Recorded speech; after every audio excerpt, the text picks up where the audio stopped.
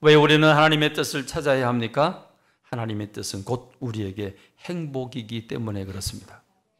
여러분, 하나님께서 아담과 하와를 창조하고 제일 먼저 주신 것이 복이지 않습니까? 그 복은 무엇입니까? 하나님의 영광을 우리에게 나눠준 거 아닙니까? 하나님의 영광이 우리에게 와 닿을 때 우리에게 행복이 된 줄로 믿습니다. 그렇습니다. 예레미야서 29장 11절에 보니까 예레미야가 이렇게 외칩니다. 하나님의 말씀이다. 너희를 향한 나의 생각을 내가 안다. 평안이요 재앙이 아니다. 너희에게 미래와 희망을 주는 것이리라. 할렐루야. 하나님께서 예레미야 선지를 통해서 각 동네를 다니면서 사람들이 모인 곳으로 가서 외칩니다. 지금 이 말씀 외치는 거죠. 너희를 향한 내 생각을 내가 안다. 평안이고 재앙이 아니다. 너희에게 미래와 희망을 주려는 것이다 라고 외칩니다. 그럼 여러분, 이 말씀을 우리는 어떻게 받아야 될까요? 아멘으로 받아야 되는 줄로 믿습니다. 아멘으로 받아야 되는 줄로 믿습니다. 재앙이 아니고 평안이래요. 미래와 희망을 주는 것이래요. 그럼 당연히 주님의 말씀을 붙잡아야 되겠죠. 그런데 여러분, 예레미야가 선포하는 이 말씀을 그 당시 사람들은 전혀 못 받아들였어요. 아니, 왜 못 받아들여요? 주님이 주신 말씀은 평안이고 재앙이 아니라는데, 미래와 희망을 주는 거라는데 무조건 아멘 해야 되지요. 그렇지 않습니까? 근데 왜 못 받습니까? 그런데 여러분, 이걸 받아들이기가 어려웠어요. 왜요? 예레미야가 무엇을 선포했죠?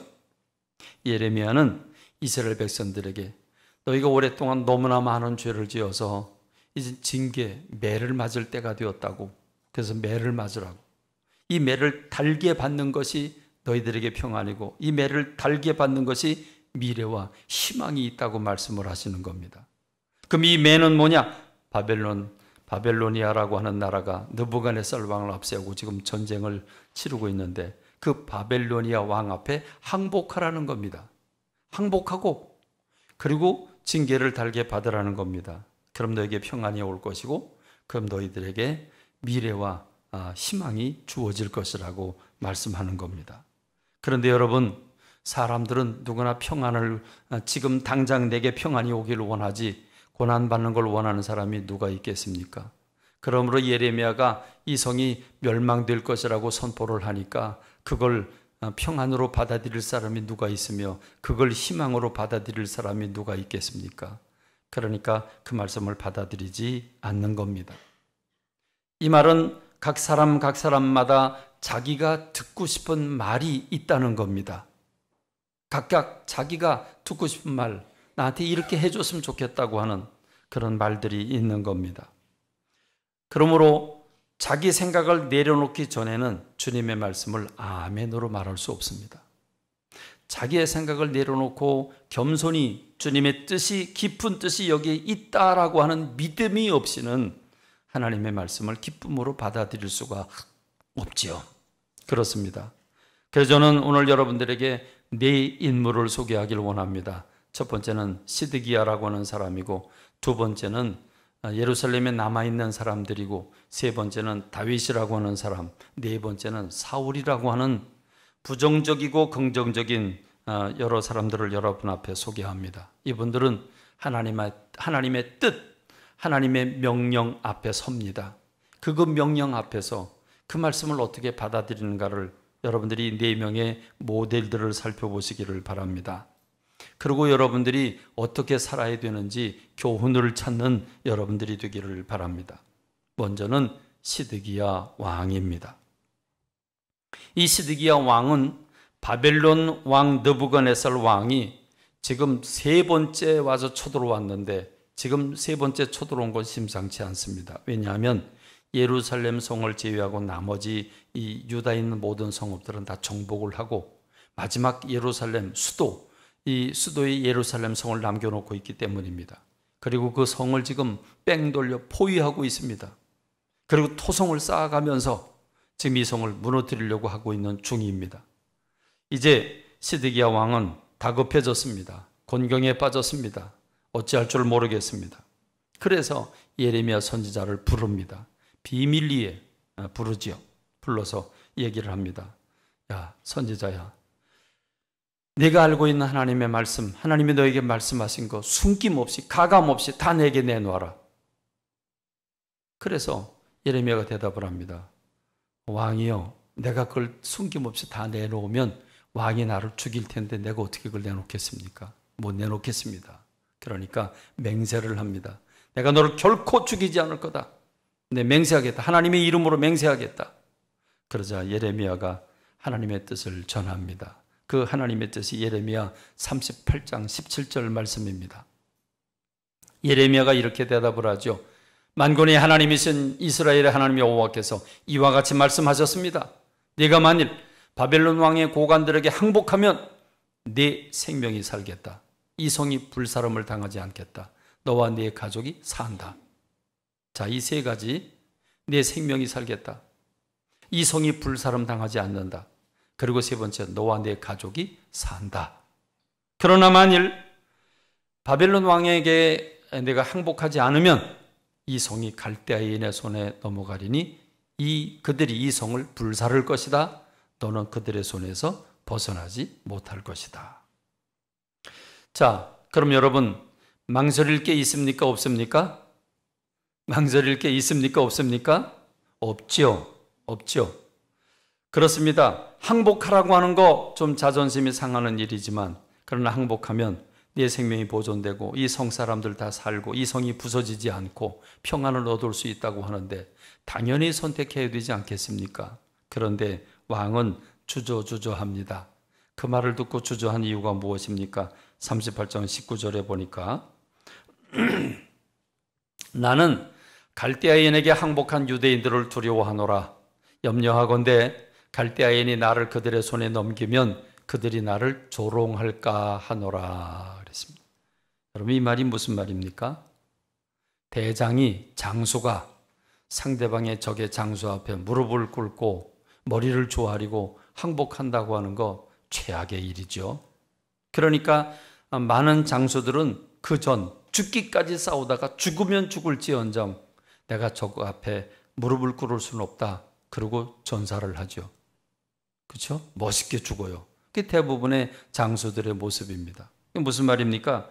도저히 왕으로서 받아들일 수 없는 치욕, 이 조롱거리, 자존심 상하는 일이죠. 그렇습니다. 이스라엘 백성들 앞에 얼마나 부끄러운 일입니까? 자존심 상하는 일이죠. 근데 여러분, 사는 길을 선택해야 됩니까? 자존심을 선택해야 됩니까? 자존심을 선택해야 돼요? 사는 일을 선택해야 돼요? 사는 일을 선택해야 되잖아요. 그래서 예레미야가 얘기를 합니다. 절대로 그렇지 않습니다. 이 바벨론 왕에게 항복하는 것은 비굴한 게 아니라 그것은 오히려 복입니다. 예레미야 38장 20절에 보니까 원하옵나니 내가 왕에게 아뢰는 바 여호와의 목소리를 순종하소서. 그리하면 왕이 복을 받아 생명을 보존하리이다 라고 얘기를 합니다. 그러나 거절하면 분명히 이야기하건대 하나님 말씀하신 대로 이 성이 무너지고 어려움이 올 거라고 얘기를 합니다. 그런데 여러분, 시드기야는 어떻게 했을까요? 분명한 하나님의 뜻을 알고 그걸 듣고 어떻게 했을까요? 그는 자존심을 붙잡았습니다. 그는 자존심을 붙잡았습니다. 그리고 끝내 이걸 비밀로 여깁니다. 그리고 마침내 1년 6개월 동안 토성을 쌓고 공격한 이 바벨론에 의해서 멸망을 당합니다. 그래서 숨겨놓은 길로, 파놓은 굴로 도망을 갑니다. 그렇지만 붙잡히죠.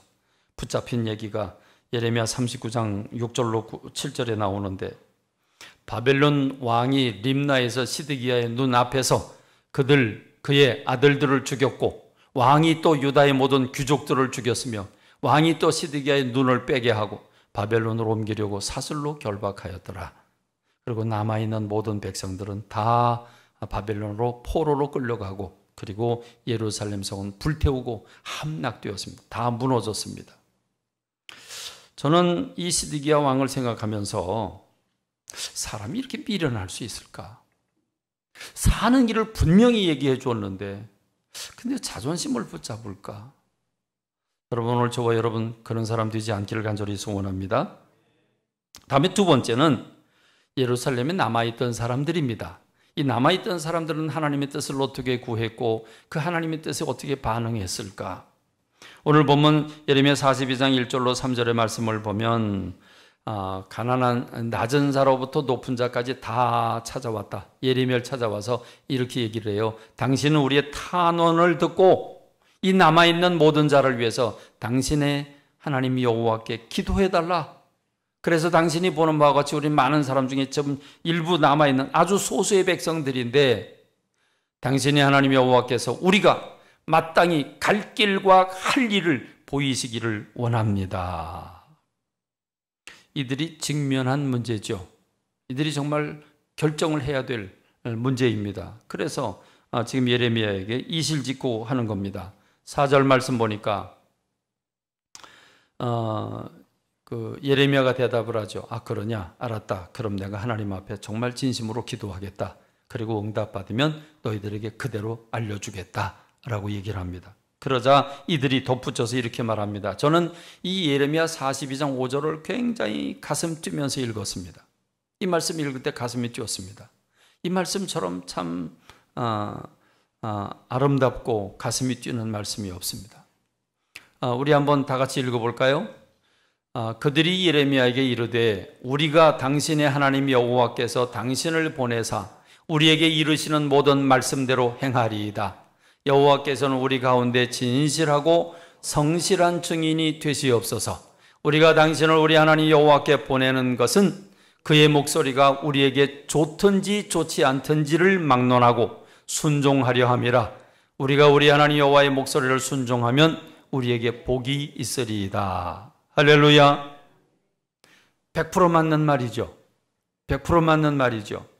여러분, 이들은 진실로 진심으로 지금 이 예레미야 앞에 와서 우리 하나님의 뜻을 구합니다. 정말 하나님의 뜻을 구합니다. 우리의 갈 길, 우리 할 일을 알려주옵소서.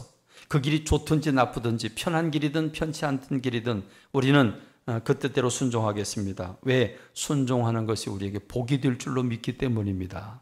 맞죠? 맞죠?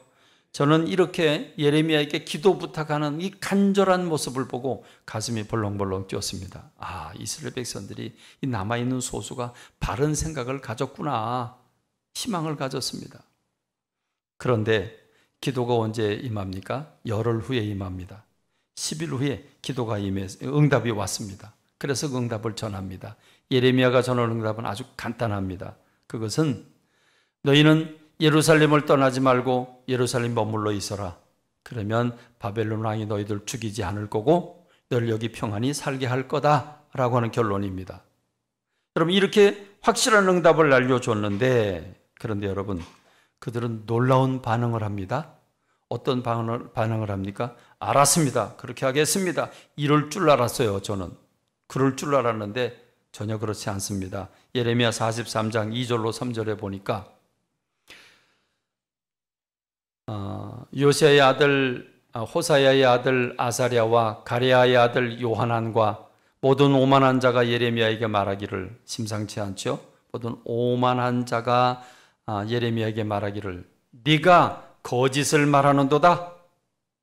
우리 하나님 여호와께서 너희는 애굽에 살려고 그리로 가지 말라고 너를 보내어 말하게 하지 않았다. 이는 네리야 애들 바룩이 너를 부추겨서 우리를 대적하여 갈대아 사람의 손에 넘겨 죽이며 바벨론으로 붙잡아 가게 하려 함이라. 여러분, 좀 이상하지 않습니까? 정말 애절하게 하나님이 좋든지 좋지 않든지 어떤 길이든지 말씀만 하시면 우리가 순종하겠습니다. 그 길이 행복한 길이기 때문입니다. 여러분, 이렇게 얘기를 했어요. 그럴 줄 알았어요. 근데 그들이 왜 볼때처럼 달려들어서 너 왜 거짓말하냐? 이 말을 왜 하죠? 이 말하는 이유가 무엇입니까? 예레미야 42장 20절에 보니까 예레미야가 이렇게 얘기를 해요. 너희가 나를 너희 하나님 여호와께 보내며 이르기를, 우리를 위하여 우리 하나님 여호와께 기도하고 우리 하나님 여호와께서 말씀하신 대로 우리에게 전하라. 우리가 그 말씀대로 행하리라 하여 너희 마음을 속였느니라. 이게 무슨 뜻입니까? 이들은요, 바벨론에 있으면, 지금 여기 예루살렘에 있으면 틀림없이 바벨론이 쳐들어와 우리를 죽일 것 같고, 사는 길은 애굽으로 가는 건데 애굽으로 가는 일은 찜찜하고, 그렇죠? 찜찜하고. 그러니까 이들은 뭘 기다렸어요? 자기들이 바라던, 자기들이 기다렸던, 바랬던 응답이 있어요. 응답은 예레미야를 통해서, 그래, 여기 있으면 너희들 죽는다. 그러니까 이집트로 가라. 이 명령이 나오기를 기다렸어요. 기다렸어요. 그러면 알았습니다. 그러고 가려고 했어요. 왜? 이집트로 가는 게 찜찜하잖아요. 이집트로 간다는 게 말이 됩니까? 거기서 종살이 하다가 나왔는데 거기 가는 건 말이 안 되잖아요. 그러니까 가긴 가야 되는데 구실이 없어요. 그러니까 선지자가 이 응답을 딱 주면 노래 부르고 가려고 했는데 그게 아니죠. 너희가 예루살렘 남아 있어라. 바벨론 군대가 너희를 치지 않는다. 그러니까 여기 있어라. 이 대답이 나오니까 뭐야 이거, 이렇게 된 거죠. 그러니까 볼 때처럼 거짓말하지 마라 얘기가 나온 겁니다. 여러분 이미 잘 알고 있는 비유기 때문에 깊이 얘기하지는 않겠습니다. 사무엘하 5장에 보면 이제 다윗이 이스라엘의 왕이 됩니다. 왕이 돼서 왕 노릇을 이제 왕의 자리를 이제 시작하려고 할 그때에 블레셋 사람들이 다윗이 왕이 됐다는 얘기를 듣고 전쟁을 일으켜요. 그래서 르바임 골짜기에 많은 블레셋 군대가 쳐들어왔습니다. 여러분 이렇게 군대가 쳐들어오면 선택의 여지가 없죠. 내가 전쟁을 다른 나라를 쳐들어가려고 그러면 하나님 우리가 쳐들어가면 이길까요 질까요? 우리가 갈까요 말까요 물어보는데, 근데 지금 쳐들어왔어요. 그럼 방비하는 일을 물어봐야 돼요 말아야 돼요? 물어보고 말고 할 게 없죠. 그건 선택의 여지가 없어요. 그냥 방비하러 가야 돼요. 얘들아 빨리 군인 소집해라. 무기 챙겨라. 가자. 이렇게 나와야 정상입니다. 그런데 여러분 블레셋 군대가 쳐들어왔는데 사무엘하 5장 19절에 보니까 다윗이 여호와께 여쭈어 이르되, 그럼 불났으면 어떻게 해야 돼요? 불났으면 어떻게 해야 돼요? 불났으면 기도해야 돼요? 불났으면 불부터 꺼야지요. 그렇죠? 소화기부터 찾아야죠. 하나님 앞 기도한다고 불이 갑자기 꺼져요? 물론 꺼질 수도 있죠. 그렇죠? 여러분 불났으면 불 끌어 가야 돼요. 그렇죠? 전쟁이 쳐들어왔으면 방비하는 일은 선택의 여지가 없어요. 당연히 가야 돼요. 그런데 지금 다윗은 기도하고 있어요. 왜 기도하고 있죠? 이렇게 기도합니다. 내가 블레셋 사람에게로 올라가니까 뭘 올라가, 당연히 가야지. 또 왜 묻는 겁니까? 여호와께서 그들을 내 손에 넘기시겠습니까? 묻습니다. 이 말은 무슨 말입니까? 전쟁의 승패는 하나님께 있다는 거예요. 하나님이 주셔야 받을 수 있다는 거예요. 하나님이 이 전쟁 내가 쳐들어왔기 때문에 방비하러 가지만 하나님이 나와 함께 하지 않으면 난 이길 수 없다는 거예요. 하나님이 주지 않으시면 받을 수 없다는 거예요. 이게 다윗이 가진 믿음입니다. 그랬더니 응답이 어떻게 옵니까? 올라가라. 내가 반드시 블레셋 사람을 네 손에 넘기리라. 그럼 여러분 이 기도를 하지 않고 전쟁이 났기 때문에 방비하러 갈 때는 얘들아 정신 차려라. 우리가 막지 않으면 죽는다. 여러분 이러고 긴장하며 나갔겠죠. 근데 이 응답받고 갈 때 다윗은 어떤 심정으로 갔을까요? 룰루랄라 휘파람 불면서 가지 않았을까요? 너희들이 죽었어 이제. 여러분 그러고 신바람 나서 가지 않았을까요? 왜?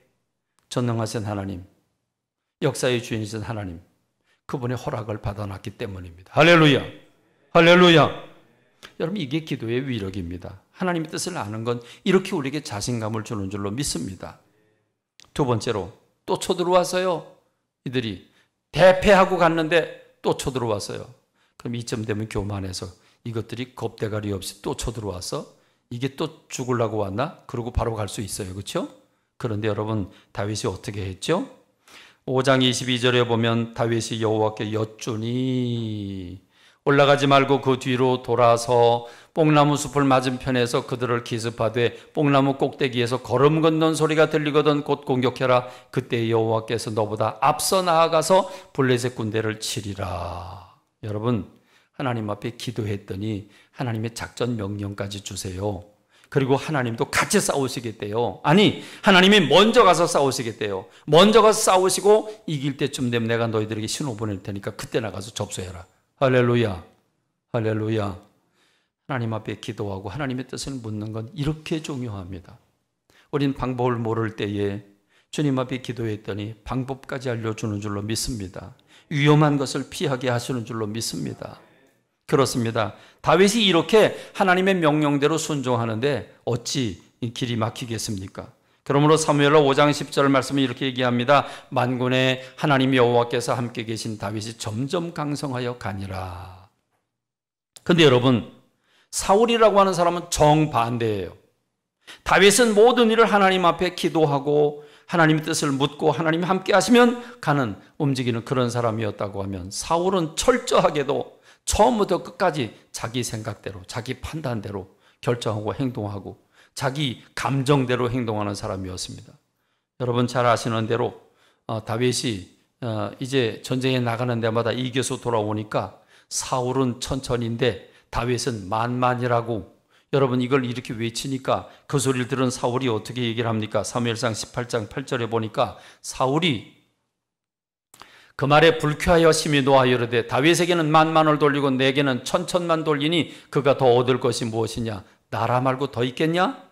그 이후로 사울이 다윗을 주목하였더라. 주목하였다는 말은 죽이기로 작정했다 그 말이죠. 그래서 창을 던지고 삼천 군사를 거느리고 정말 벼룩 잡겠다고 나선 것이 그게 사울 왕이고, 사울은 그것 때문에 패가망신하게 됩니다. 오늘 저는 여러분들에게 시드기야와 남아있는 사람들과 다윗과 사울이라고 하는 사람을 보면서 하나님의 뜻을 구하기는 구했지만 그 하나님의 뜻을 구한 그들이 여러 가지 이유로 인해서 하나님의 뜻을 실천에 옮기지 아니하고 순종하지 아니함으로 화가 임하는 것을 보았습니다. 그러나 다윗이라고 하는 사람은 어린아이처럼 순박하게 하나님 뜻을 묻고 그 명령이 어떤 명령이든지 순종하게 될 때 다윗은 시대적으로 가장 뛰어난, 가장 넓은, 가장 부국을 이룬 왕이 된 줄로 믿습니다. 여러분, 여기서 우리가 이 시드기야 그리고 그 남아있는 사람들이 지금 예레미야 대화를 나누는 가운데 이 기도 부탁하는 이들이 뭐라고 얘기를 하냐면 당신의 하나님 여호와께 기도하여 응답을 내려주십시오. 근데 여러분 예레미야는 뭐라고 얘기를 합니까? 너희의 하나님, 이렇게 얘기를 합니다. 여러분, 하나님은 누구의 하나님이십니까? 예레미야의 하나님이시고 이스라엘 백성들의 하나님은 아니었습니까? 그런데 그들은 당신의 하나님이라고 그랬습니다. 오늘 저와 여러분들은 나의 하나님으로 고백하는 저와 여러분이 되기를 바랍니다. 하나님의 뜻을 묻고 그 하나님의 뜻을 믿음으로 굳게 잡아 그 뜻대로 순종해 나갈 때 형통한 삶을 살게 되는 줄로 믿습니다. 그렇습니다. 하나님은 믿음으로 반응할 때 역사하시는 줄로 믿습니다. 하나님의 응답을 받은 모세는 홍해바다 앞에서 이렇게 선언을 합니다. 홍해바다가 그들의 갈 길을 수백만 명을 막고 있는 그런 상황에서 모세가 이렇게 말합니다. 너희는 두려워하지 말고 가만히 서서 여호와께서 오늘 너희를 위하여 행하시는 구원을 보라. 너희가 오늘 본 애굽 사람을 영원히 다시 보지 못하리라. 여호와께서 너희를 위하여 싸우시리니 너희는 가만히 있을지니라. 앞에는 홍해바다가 가로막고 있고 뒤는 애굽 군대가 흙먼지를 일으키면서 요란한 발발굽 소리와 함께 몰려오고 있는 상황에서 모세가 선언을 합니다. 그러자 하나님은 재촉을 하시죠. 여호와께서 모세에게 이르시되 너는 어찌하여 내게 부르짖느냐? 이스라엘 자손에게 명령하여 앞으로 나아가게 하고 지팡이를 들고 손을 바다 위로 내밀어 그것이 갈라지게 하라. 이스라엘 자손이 바다 가운데로 마른 땅으로 행하리라. 할렐루야, 할렐루야. 그렇습니다. 사랑하는 성도 여러분, 우리에게도 동일한 역사가 일어난 줄로 믿습니다. 우리는 숫자도 적고 사업하는 사람도 없고 돈도 없습니다. 그러나 오직 믿음으로 하나님이 뜻하셨으면 하나님이 이루실 것이라고 한 믿음을 가지고 전진해 나가는 제가 되고 여러분들이 되기를 주님의 이름으로 축원합니다.